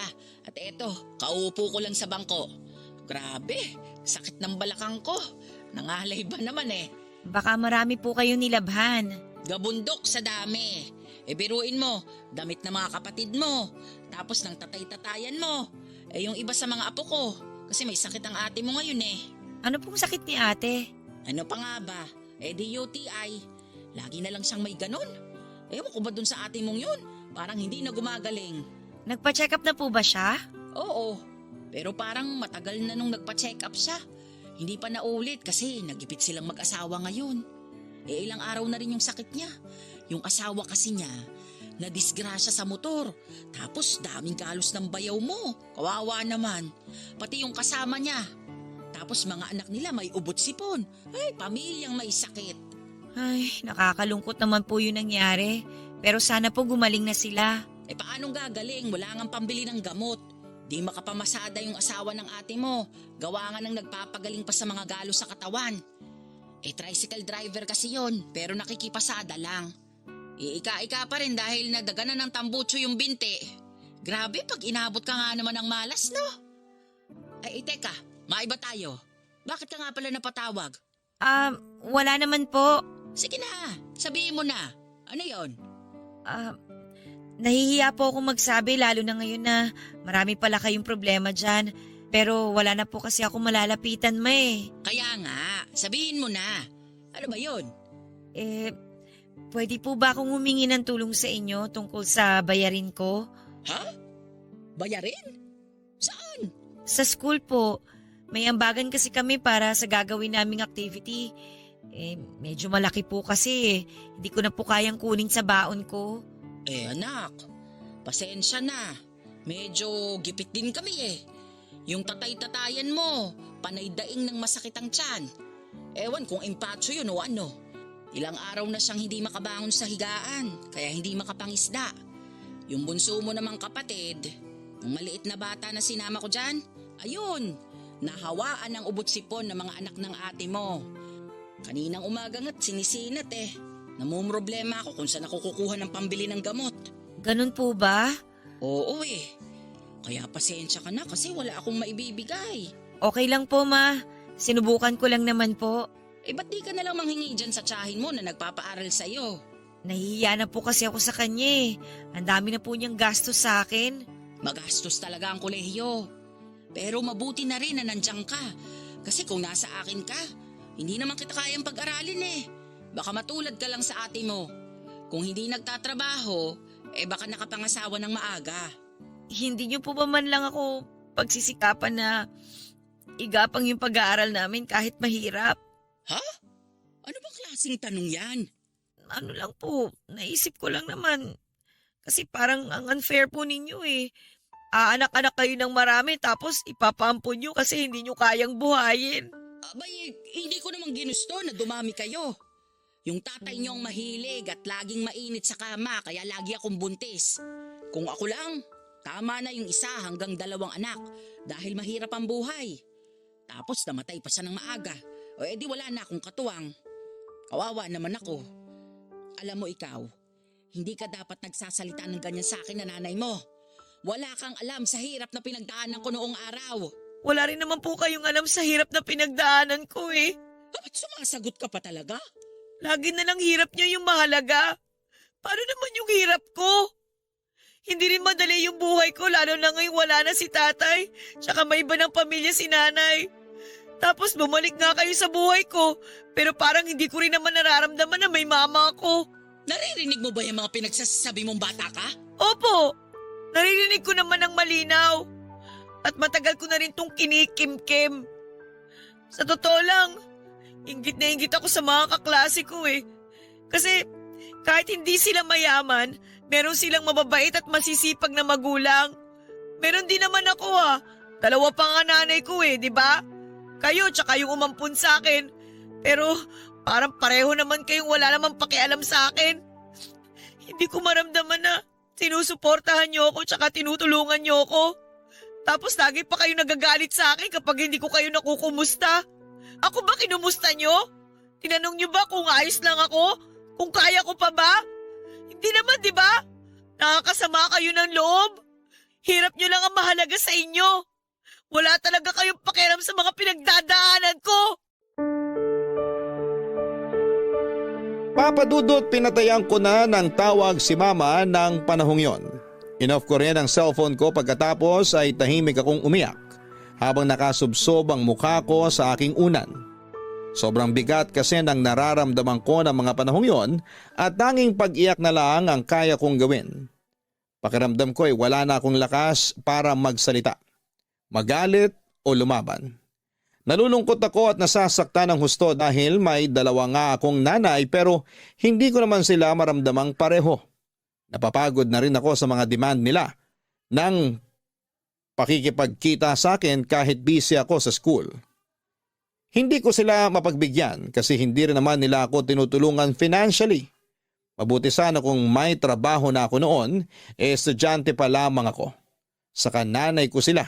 Hindi naman siguro sobra na humingi ako ng tulong sa kanila. Sa kabila ng lahat ay alam kong hindi ko na sila maaasahan kaya ako na mismo ang gumawa ng paraan upang tulungan ang aking sarili. Matagal ko na rin namang pinag-iisipan ang pag-working student lalo na noong nagkaroon ako ng maluwag na schedule sa klase noong sumunod na semestre.